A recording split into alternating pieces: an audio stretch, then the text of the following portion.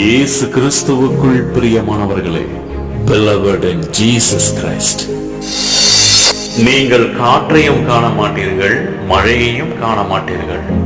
ஆனாலும் நீங்களும் உங்கள் ஆடு மாடுகளும் உங்கள் மிருக ஜீவன்களும் குடிக்கும்படிக்கு இந்த பள்ளத்தாக்கு தண்ணீரால் நிரப்பப்படும் என்று கர்த்தர் சொல்லுகிறார்.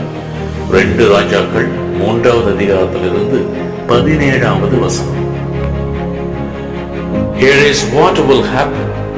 You won't hear the wind, you won't see the rain, but this valley is going to fill up the water, and your army and your animals will drink their fill. 2 Kings chapter 3 verse 17 MSB.